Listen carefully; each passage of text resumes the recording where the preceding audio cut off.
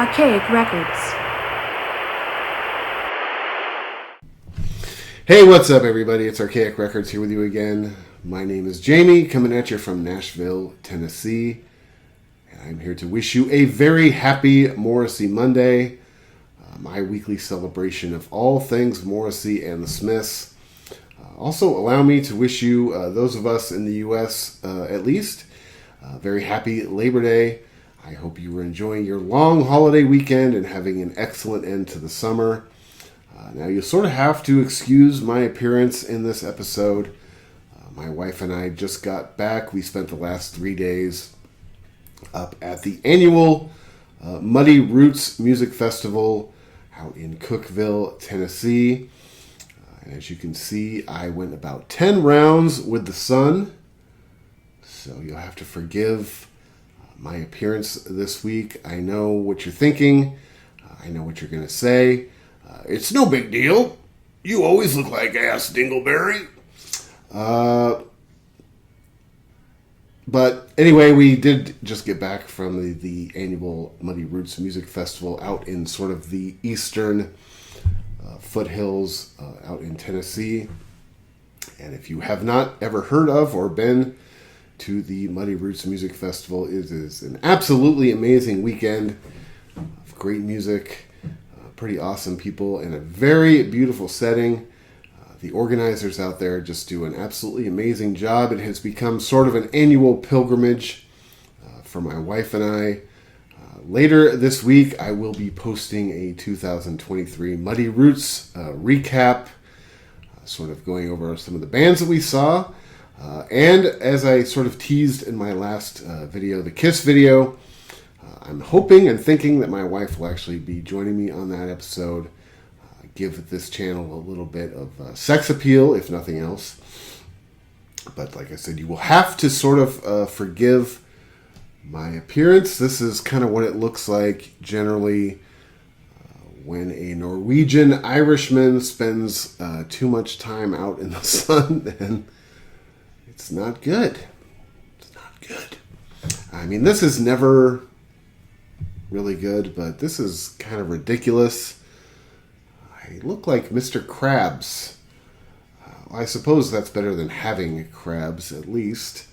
Anyway, for this week's Morrissey Monday, my weekly celebration of all things Morrissey and the Smiths, since I am in sort of a festival mindset, having just gotten back from the annual Muddy Roots out in Cookeville, Tennessee, I thought this week I would take a look back at Morrissey's performance at the Glastonbury Festival in June of 2011. Now, for me personally, the Glastonbury Festival has just always been something that is on my ultimate music bucket list, something I have not ever had an opportunity to do. Actually, to be perfectly honest with you, as sad as this sounds, being a man that's almost 50 years old, unfortunately, I've never even been over to the UK. But going to Glastonbury, and I'm never sure if I'm pronouncing that right. Is it Glastonbury or is it Glastonbury? I feel like, as an American with my accent, I feel like if I say Glastonbury, it sounds like I'm attempting to speak with some sort of a phony accent. So for the purpose of this video, I think I'm going to stick with Glastonbury, although I don't feel like that's necessarily right. I feel like Glastonbury is more right. But with my accent, just allow me to say Glastonbury. Anyway, that has always been just such a huge music goal of mine. Generally, if you go back and you sort of study the history of the festival over the years, the acts that they have and the bands that play there are just some of the bands that I would just kill to go see, especially in a setting like that. Now, in 2011 specifically, the festival was held on June 24th, 25th, and 26th of 2011. Morrissey played the headliners, I should say, before I get that far. The headliners were U2, Coldplay, and Beyonce. And apart from that, for me, I was looking over sort of the set list and or the bands that played. And for me, I think some of the real standouts for me that year would have been Primal Scream played. I think that would have been really awesome. Fleet Foxes. That's a band that I really do like a lot. A band I don't really listen to as much as I used to, but I really do enjoy Fleet Foxes. Crystal Castles were there. I really do like Crystal Castles. Jimmy Cliff. I mean, who doesn't love Jimmy Cliff? White Lies. That would have been a great band to see that year. Kaiser Chiefs. Big Audio Dynamite. There's a bunch others. That was just kind of the ones that stood out to me. Morrissey played on Friday night, June 24th at 8 o'clock on the Pyramid stage. Opening for U2, or at least playing right before U2 that night. Now, as a Morrissey fan who is completely unbiased and impartial, I do believe it should have been the other way around. I do believe that U2 should have opened for Morrissey. But perhaps the event organizers saw it differently. Actually, during the Morrissey set, he does mention U2 at least once or twice. How he's promising to rush through his set because he knows that the fans are eager to see the boys from Ireland. Now, when I ordered this is my copy of the DVD. When I ordered my copy of it, it came with the U2 performance also. Now, I'm not sure which way it worked, if I ordered the U2 one and it came with the Morrissey one, or if I ordered the Morrissey one and it happened to come with the U2 one. Now, for the purpose of this episode, I'm going to tell you that I ordered the U2 or the Morrissey one and it came with the U2 one. Now, as you can tell, this is definitely not 2011 Bono. That is Pop Mart 1997-1998 Bono.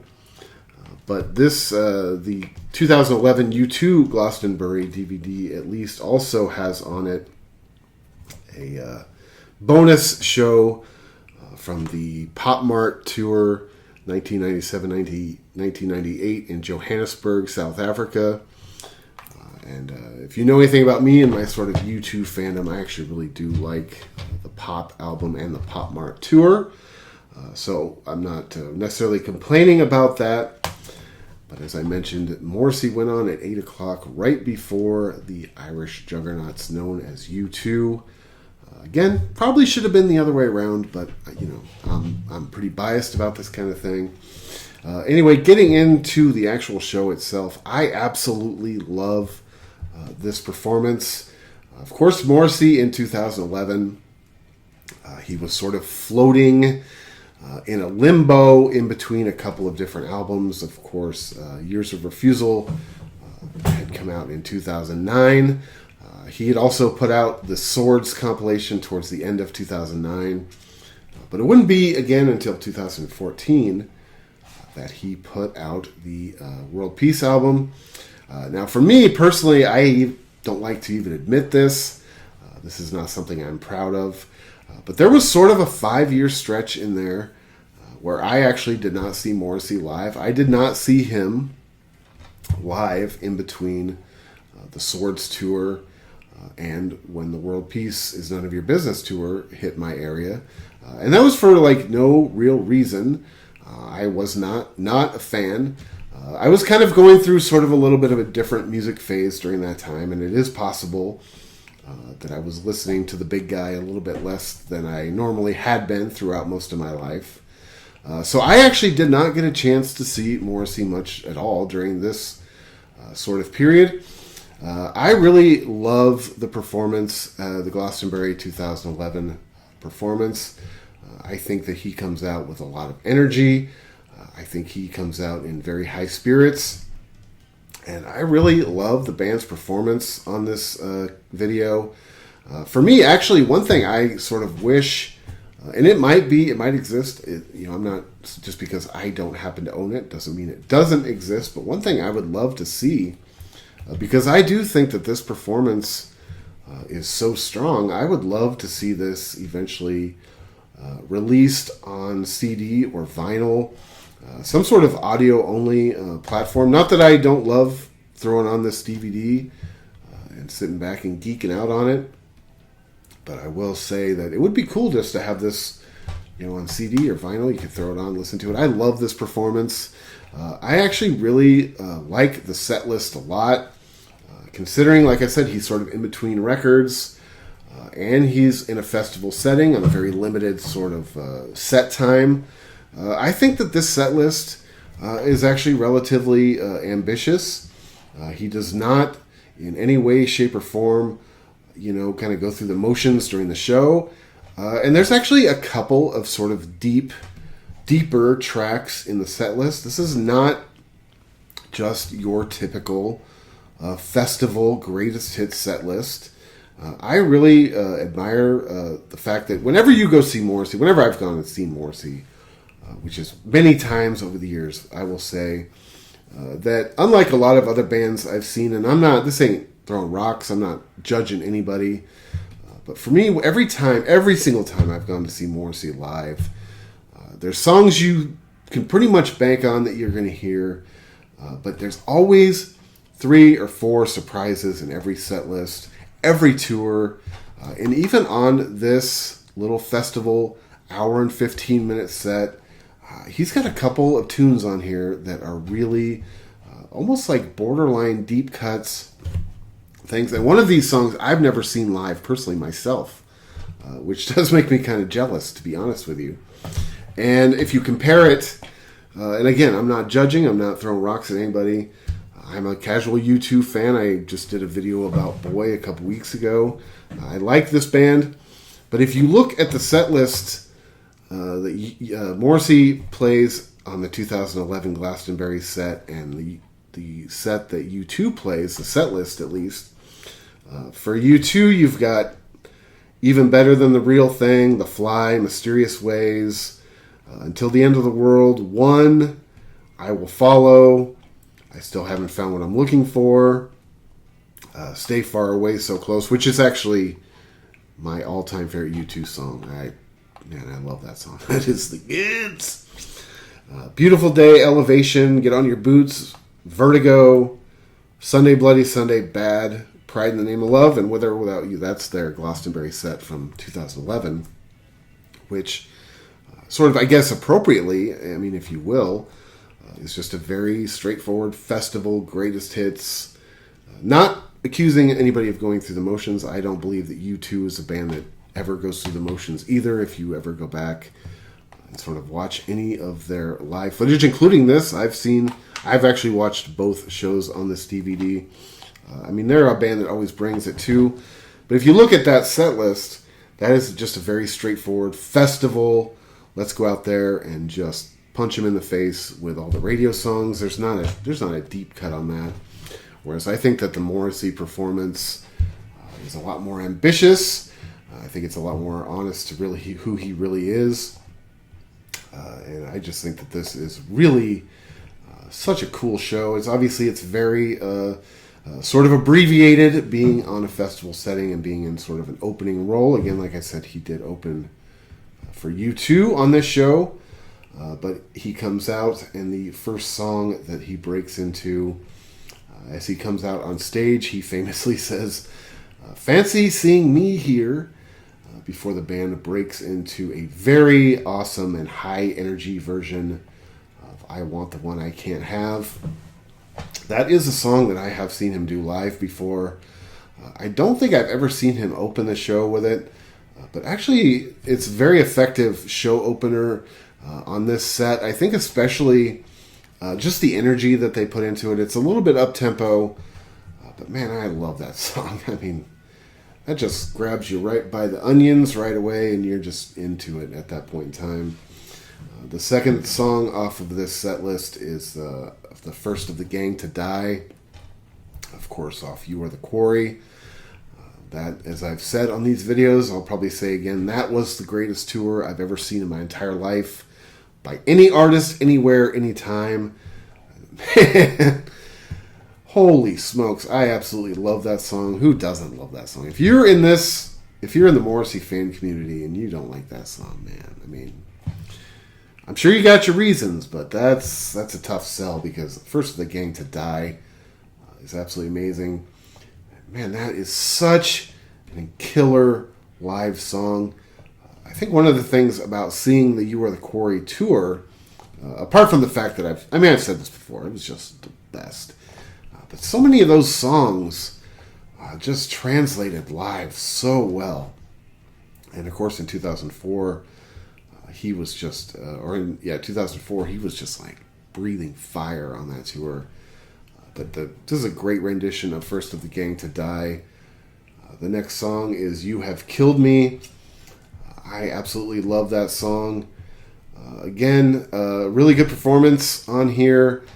I would say that it's maybe not one of the greatest performances of this show. I wouldn't say it's one of there's really not any lesser performances on the show. He really brings it. By the way, you gotta dig the ruffles, man. He needs to bring the ruffles back. I love that. Next song is Shoplifters of the World Unite. This is a great version of this song. It's always been one of my favorite live songs. I feel like this is a song that he always really brings on. He always brings it on everything, but I really love this version of Shoplifters of the World. And like I said, I've seen that song live a bunch of times over the years. It's always one of my favorite old songs to see live. But the next song after that is Every Day is Like Sunday, which is probably my favorite song of all time. Now, I realize it's not like a very deep cut within the Morrissey catalog, and I apologize for that. But I just am obsessed with that song. Really from like the first time I ever heard that song. It's just probably been my favorite Morrissey Smith song of all time. So anytime I get a chance to hear any rendition of it, I'm just going to be automatically fixated on it. I honestly, if I could go back in time and listen to every single time that he's ever played that song live, I would go back and do it. I probably would. I just never get sick of that song. This version of it is amazing. The song is always amazing. It's a little bit down-tempo from what you would expect off of like the album version. Or if you've seen it live, I have seen this song live several times. And it's definitely a high point for me of any show I go to. And again, I know it's not a very deep track, but I still wouldn't trade that song out, even for some of the deepest tracks I've never heard. I always want to hear Every Day's Like Sunday. But this version of it is very good. It's a little slower than normal, but it's good. The next song is There Is a Light That Never Goes Out. I mean, come on. What do you want me to say about that? That is a total amazing classic. Another song I never get tired of seeing live. And I would say on this performance, like Every Day is Like Sunday, it's a little bit down-tempo than what you would normally expect. I'm assuming that was contrived. I'm assuming that was pre-decided. The band on this performance are just absolutely killer. At this point in time, he's still working with the Years of Refusal band, and that's a great performance. It is a little down-tempo, but it is great, and his voice on that song, I mean, holy smokes. His voice on this entire performance is incredible. He just seems to be, sort of into it, sort of having a good time. He seems to be in very good spirits. Again, I'm reading into it. I never met the guy before. He could have been just like thinking about how happy he was to be getting probably a decent-sized paycheck, but he really does seem to be enjoying himself on this set, and I really love There's a Light That Never Goes Out. His voice is great on this song. The next song after that is Alma Matters from Maladjusted. Maladjusted is an album that me personally, I absolutely really love a lot. I believe when I did my Morrissey ranking list, it was well outside of the top 10. But I mean, that's just because there's just so much greatness within the top 10. But I actually really love Maladjusted.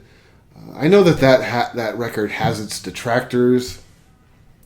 And there are people that think of it as being one of the lesser albums in the Morrissey catalog. Man, I just really don't understand that. Now, it's not top 10 material within the Morrissey catalog, but I absolutely love Maladjusted. Admittedly, I'm probably a little overly sentimental about that record because that is the first tour that I ever saw. And I really love the song Alma Matters. I know it was the single off of Maladjusted. And that song, I think, over the years has kind of gotten a little bit of hate also. But I really love Alma Matters. And I think I've only seen him... I saw Alma Matters on the Maladjusted tour.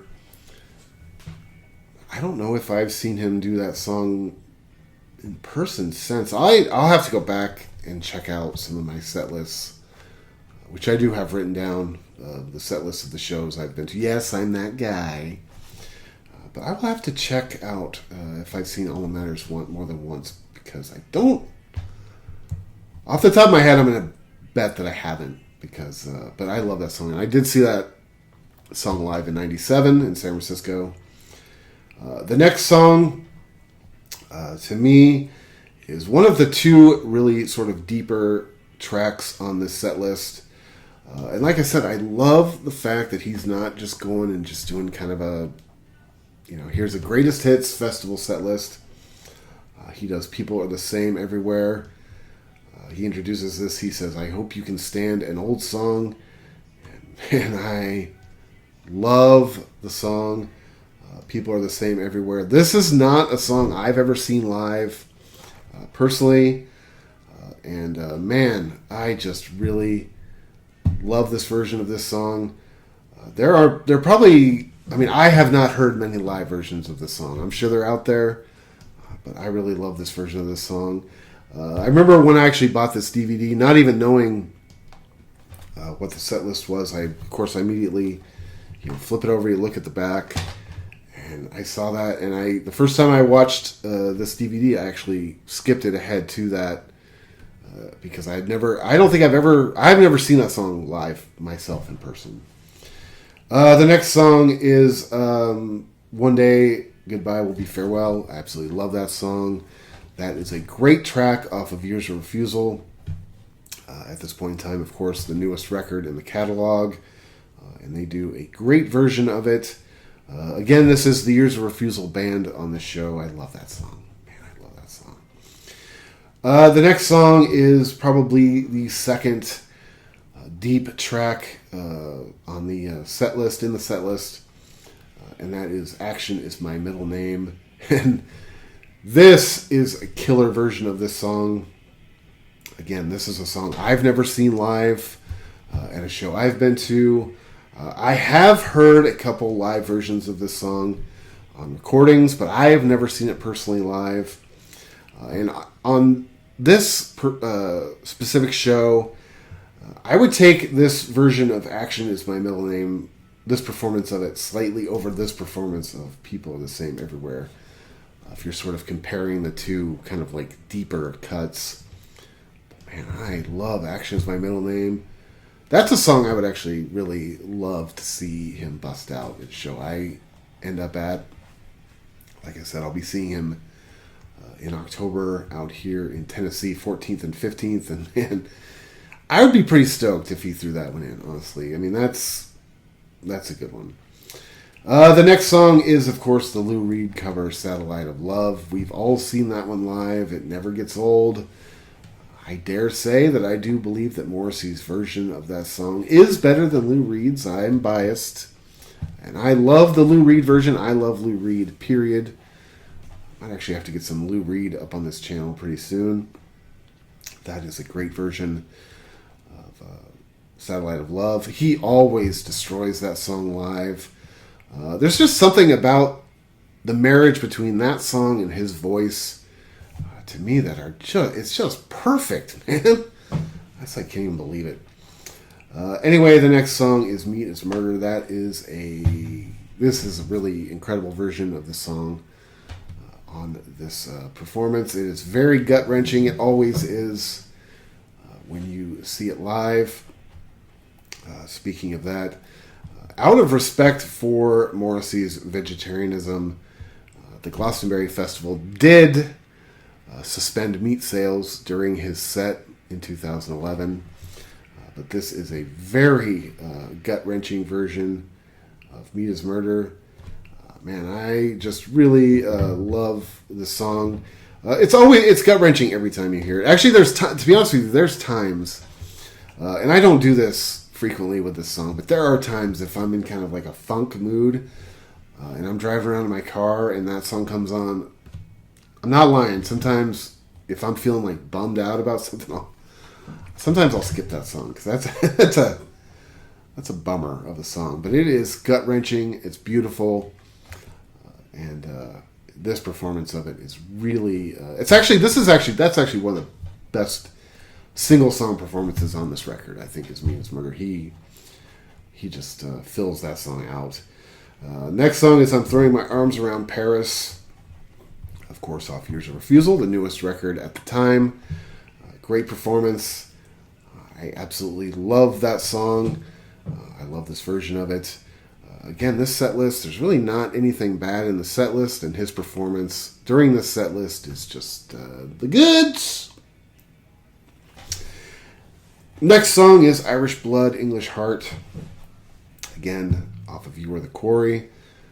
This is again one of the songs in his catalog that I think translates best live. I absolutely love this song. I absolutely love this version of this song. And he just does an incredible job. And the set ends with a very rockin' kind of version of This Charming Man. Now, unlike Every Day is Like Sunday, and There's a Light That Never Goes Out, where I feel like they're sort of down-tempo a little bit, they really do kind of a fast, upbeat, rockin' version of This Charming Man to end the set with. And I think it really gives a great energy to the end of the show. And of course, as Morrissey says farewell, the fans at Glastonbury are then getting ready to prepare themselves for the Four Irish Lads in U2. Like I said, I think that this is an incredible live performance. Now, I don't know where this would rank, sort of if I had to rank the live DVDs that I have, of course, that we all have within the Morrissey catalog. But I do think that this is a very great set list. I think it's a very great performance. And of course, just being in that setting at Glastonbury, the historic setting, something that I have very high on my musical bucket list of things to do. But if you haven't gone back and revisited the 2011 Glastonbury set recently, I would. Like I said, I picked this topic this week for my Morrissey Monday because I'm kind of just got back from Muddy Roots and I'm sort of in a festival mindset. All weekend I kept bugging my wife, telling her that I thought that Morrissey was going to show up. And of course, I can beat any joke to death. She will be my witness to that. And of course, every time I said it, I thought I was being so funny. I think she might have thought it was funny a half a time. But anyway, if you haven't, go back and recheck out the Glastonbury 2011 Morrissey performance. It is incredible, and like I said before, I wish somebody would just release this on CD or vinyl, just to throw it on, have it on in the background to listen to. Man, I really love this show. Anyway, man, thanks again for checking out this video. This is Archaic Records. My name is Jamie, coming at you from Nashville, Tennessee. If you liked this video, be sure to check back every week for Morrissey Monday, my weekly celebration of all things Morrissey and the Smiths. Go out and support your local record store. Go back and revisit Morrissey at Glastonbury. Or go back and really listen to any live Morrissey album. Listen to anything Morrissey, really. Anyway, like I said, again, thank you so much for checking out this video. I really do appreciate it. And stay tuned for my 2023 Muddy Roots recap coming up later in the week. And in between now and then, more record content. Talk to you soon. Thanks again.